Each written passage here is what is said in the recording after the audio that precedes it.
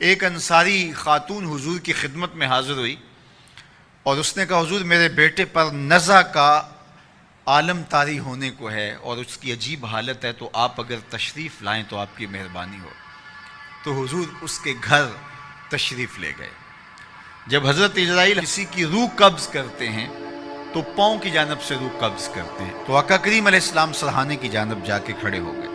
تو حضرت اسرائیل جب روح قبض کرنے لگے تو آقا کریم کیا کہتے ہیں؟ ارفق یا اسرائیل بصاحبی ھذا، اسرائیل یہ میرا ہے، اس کے ساتھ نرمی کرنا۔ میرے والد گرامی جب یہ حدیث بیان کرتے تھے تو ان کی آنکھوں سے آنسو تھمتے نہیں تھے۔ حضرت اسرائیل نے جواب دیا کر عینا کا، حضور آپ کی آنکھیں ٹھنڈی ہو جائیں، صرف آپ کے اس امتی کے ساتھ ہی میرا یہ سلوک نہیں ہوگا، جو بھی آپ کا امتی ہوگا اس کی روح میں نرمی سے ہی قبض کیا کروں گا۔ اللہ اکبر۔ تو حضور علیہ السلام کی یہ شفقت اس امت پر، عزیز علیہ ما انتم، تمہارا مشقت میں پڑھنا اس نبی پر گراں گزرتا ہے۔ تو اس لیے ہمیں یہ اعزاز ہے کہ ہم حضور کی امتی ہیں اور ہمارے سارے دکھوں کا مداوع، ہمارے سارے دردوں کا علاج حضور کی ذات گرامی ہے۔ اس لیے ہم اس پر ناز بھی کرتے ہیں اور اس پر شکرانے کے رنگ بھی اختیار کرتے ہیں۔ اور دوسری بات میں آپ سے یہ عرض کرنا چاہتا ہوں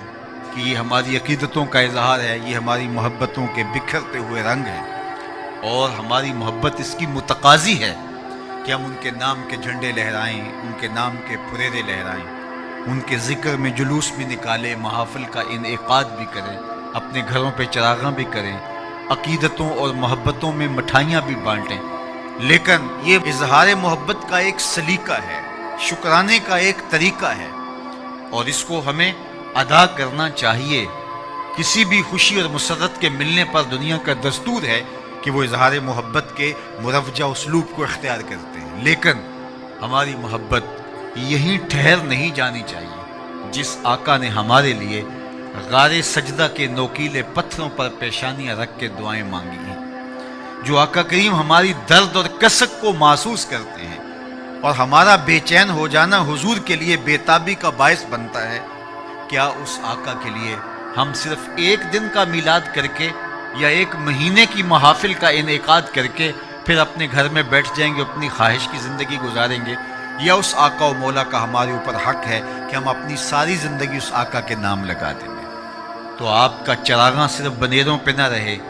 کوئی دیا لے کے دل کی تاریک گلیوں میں بھی آئیں اور یہاں بھی چراغ روشن کریں۔ آپ نے جھنڈیاں لگائیں، گھروں کو سجایا اور جو ہے وہ گلیاں صاف کر دیں کہ حضور کے میلاد کا یوم سعید ہے، تو بازار بھی سج گئے، گلیاں بھی سج گئیں۔ تو کہیں ایسا نہ ہو حسد، بغض، کینے اور نفرت کے کوڑے کباڑ کے ڈھیر ہمارے دلوں میں پڑے رہیں۔ کوئی جھاڑو لے کے دل نگر میں بھی آئیں اور دل نگر کی بھی صفائی کریں، اندر بھی صاف ہو، تمہارا ظاہر بھی صاف ہو، تمہاری گلیاں بھی صاف ہوں، دل کی گلیاں بھی شفاف ہوں، تمہارے بنیروں پر بھی چراغاں ہو، دل کی گلیوں کے اندر بھی حضور کی محبت کا چراغاں ہو، تو ظاہر بھی ستھرا اور باطن بھی ستھرا، پھر حضور کے نام پر اپنی پوری زندگی گزار دینے کا عزم کیجیے۔ آج کا دن تجدید عہد کا دن ہے، ہم اپنے آقا و مولا سے آج عہد کریں، حضور ہم آپ کے لیے اپنی پوری زندگی وقف کرنے کا عہد کرتے ہیں، ہم جئیں گے تو آپ کے لیے، ہم مریں گے تو آپ کے لیے، ہماری ایک ایک سانس آپ کی یاد میں، آپ کی محبت میں، آپ کے لائے ہوئے نظام کے غلبے کے لیے بسر ہوگی۔ تو اگر ہم یہ عزم کرتے ہیں تو کس قدر حضور کی خوشنودی کا باعث ہوگا۔ تو اپنے میلاد کو ایک دن پر محدود نہ کیجیے، چند لمحوں اور چند ساعتوں پر جز وقتی محبت سے اپنے آپ کو مطمئن نہ کر لیجئے، بلکہ حضور علیہ السلام سے کل وقتی محبت کیجئے۔ ہمارے آقا و مولا نے ہم سے جز وقتی محبت نہیں کی کہ حضور نے کچھ لمحوں کے لیے ہمیں تعلیم ارشاد فرما دی اور ہمارے لیے کچھ لمحوں کے لیے احساس کر لیا، پھر اس کے بعد ہمیں یوں ہی چھوڑ دیا، ایسا نہیں۔ حضور ہمیں نہ زندگی میں چھوڑا، حضور نہ نزع کے وقت چھوڑتے ہیں، نہ حضور ہمیں قبر میں چھوڑتے ہیں، نہ حشر میں چھوڑنے والے ہیں۔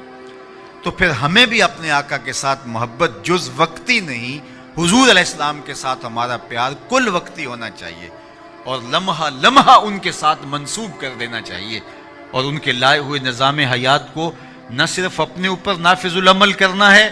بلکہ اس پیغام کو جو دائرہ کار ہے ہمارا اس میں اس کو عملی طور پہ نافذ کرنا ہے، اور اس کے بعد ہم آقا کریم علیہ الصلوۃ والسلام کی خوشنودی اور حضور کی محبت کو ایک نئے رنگ کے اندر اپنے وجود اور اپنے دل کے اندر ہم محسوس کر سکتے ہیں۔ تو آئیے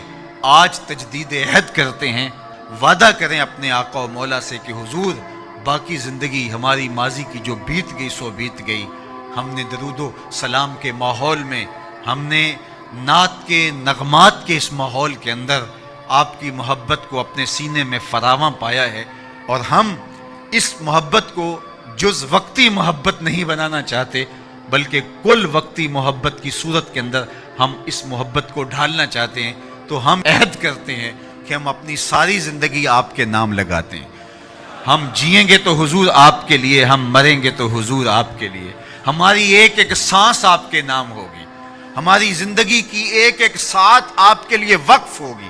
ہم آپ کے دین کے لیے ہر وقت کوشاں ہوں گے، آنے والی نسلوں کو آپ کا پیار سکھائیں گے، آپ کی محبت سکھائیں گے۔ حضور کے وضو کا پانی صحابہ زمین پہ نہیں گرنے دے رہے اور اپنے ہاتھوں پہ لے رہے ہیں اور چہروں پہ مل رہے ہیں۔ تو آقا کریم نے فرمایا ما حملکم علی ھذا، تمہیں اس بات پر کس چیز نے ابھارا، یہ کیوں کر رہے ہو؟ میں نے تو حکم نہیں دیا، قرآن نے حکم نہیں دیا،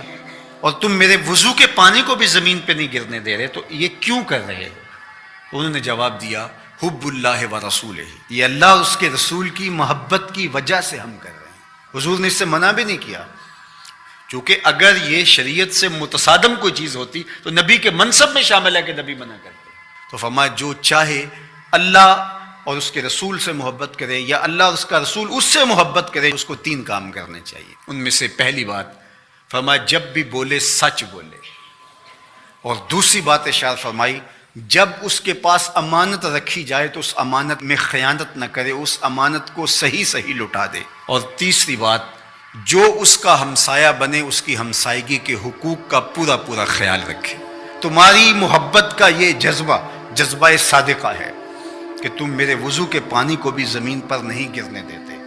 لیکن کہیں تمہاری محبت یہیں رک کر کے نہ رہ جائے اور لوگوں کے حقوق پامال نہ ہو جائیں، ہمسایوں کے ساتھ زیادتی نہ ہو جائے۔ تم محبت کی فراوانی جو ہے وہ اپنے سینے میں رکھے ہوئے ہو، لیکن عمل سے کہیں تم بے نیاز نہ ہو جاؤ، لہٰذا تمہاری زبان ہر حالت کے اندر سچ ہی بولنے کی خوگر ہو، اور تم لوگوں کی امانتوں کا پورا پورا خیال رکھو، اور تیسری بات ہے کہ ہمسائیگی کے حقوق تم کبھی بھی اس محبت میں آ کر کے ترک نہیں کر سکتے۔ میں اور آپ دیکھیں کہ ہماری محبت کہیں خام تو نہیں ہے کہ ہم دعوی محبت میں وہ چیزیں کر جاتے ہیں جن کی شریعت ہمیں اجازت دیتی ہے، شریعت کا حکم نہیں ہوتا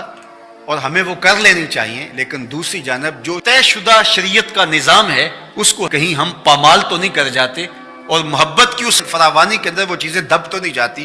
حضور علیہ السلام کا یہ فرمان ہمیں پورا پیکج دیتا ہے، تصویر مکمل سامنے آنی چاہیے، مکمل نکھری ہوئی تصویر جس کے سارے خط و خال واضح ہو۔ تو ہم ضرور اپنا جائزہ لیں اس حدیث کی روشنی میں جو میرے اور آپ کے آقا و مولا نے 3 چیزیں خاص طور پہ ارشاد فرمائیں کہ جب بھی بولیں سچ بولیں، تمہاری زبان جھوٹ سے آشنا نہیں ہونی چاہیے۔ یہ محبت رسول کا تقاضا ہے جو خود اللہ کے رسول نے ہمارے سامنے رکھا، اور ہمارے پاس جو امانت رکھی گئی ہو، امانت کی جو بھی صورت ہو، اس امانت میں ہم خیانت کبھی نہیں کریں گے۔ اور تیسری چیز یہ ہے کہ اپنے ہمسائیگی کے حقوق کا ہم ہر صورت کے اندر لحاظ رکھیں گے اور خیال کریں گے، ان کو کبھی بھی پامال نہیں ہونے دیں گے۔ یہ 3 چیزیں اگر ہم اپنی روح کے اندر سمو لیتے ہیں اور یہ ایسا نقشہ سامنے آتا ہے ہماری محبت کا، تو یہ محبت ماحول کے اندر خوبصورتی کی ضمانت بنتی ہے۔ ورنہ میرا رویہ چاہے وہ دین کے نام یا کسی اور نام سے ہو، اگر لوگوں کے لیے دین سے دوری کا سبب بن جائے تو مجھے سوچنا چاہیے کہ میں کھڑا کہاں ہوں اور میرا مزاج کس سمت جا رہا ہے، اور میں اپنے آپ کا جائزہ لوں۔ میرے استاد فرمایا کرتے تھے کہ یہ نہ ہو کہ لوگ تمہیں پوچھے تم کون ہوتے ہو اور تمہیں بتانا پڑے یہ دیکھو مذہب کے خانے میں اسلام لکھا ہے۔ آپ فرمایا کرتے تھے صاحب نہ پوچھنا پڑے نہ تمہیں بتانا پڑے، تم دور سے آ رہے ہو، تمہاری وضاقتات، طرز زندگی، انداز معاشرت، تمہارا حلیہ، تمہاری زندگی کی اسلوب دیکھ کے لوگ دور سے کہیں وہ دیکھو آقا کا غلام آ رہا ہے۔ اور اس پہ میں ایک اور بات کا اضافہ کرتا ہوں، اور وہ یہ کہ تم دور سے نظر آ رہے ہو تو لوگ کہیں وہ حضور کا غلام آ رہا ہے، لیکن تم قریب آ جاؤ تو پھر بھی لگے کہ تم حضور کے غلام ہو۔